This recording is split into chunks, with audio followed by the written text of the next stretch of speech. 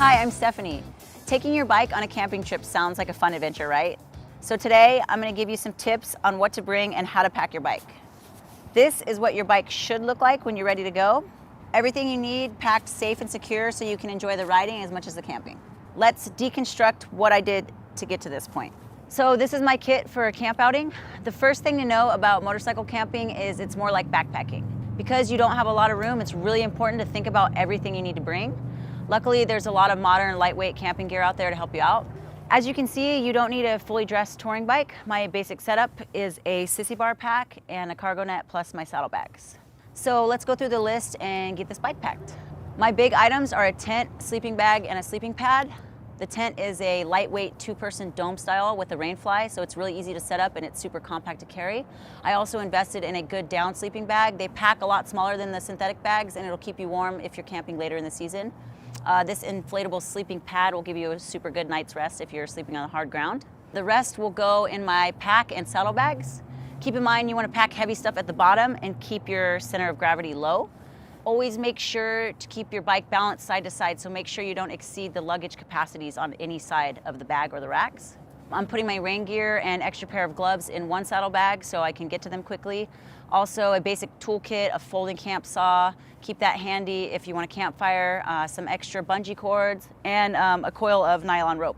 One thing rope is really handy for is for hanging your food bags from a tree so all the critters don't get into it. The saddlebag is also a really good place for a small first aid kit. I'll use the other saddlebag for my soft-sided mini cooler with a couple of freezer packs, and this will give me some fresh food for dinner and breakfast.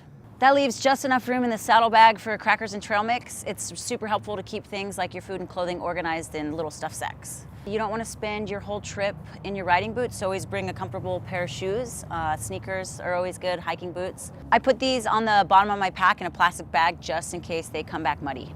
Next, a small backpacking cook kit with a cup, plate, and camp silverware. I also added some stirring spoons and a spatula. Next come a couple tiny nice-to-haves, a little backpack stove and a camping-style French press. You can picture yourself in the morning drinking a cup of coffee in the fresh morning air. I can stow a little bag of ground coffee right in the press too. You want to bring biodegradable dish soap and a microfiber towel, and you can squeeze them all super tight with your cooking gear so everything's packed super tight. Flexible water bottle is a great space saver too. It'll fit right in your cooking gear bag.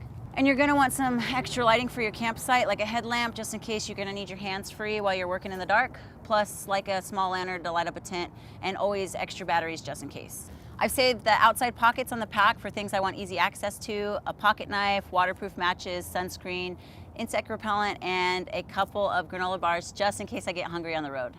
Then I'm going to strap the pack to the front of the sissy bar, double checking everything for tightness. The tent, sleeping pad, and the sleeping bag are all going to go right here, bungee corded together and attached with a cargo net.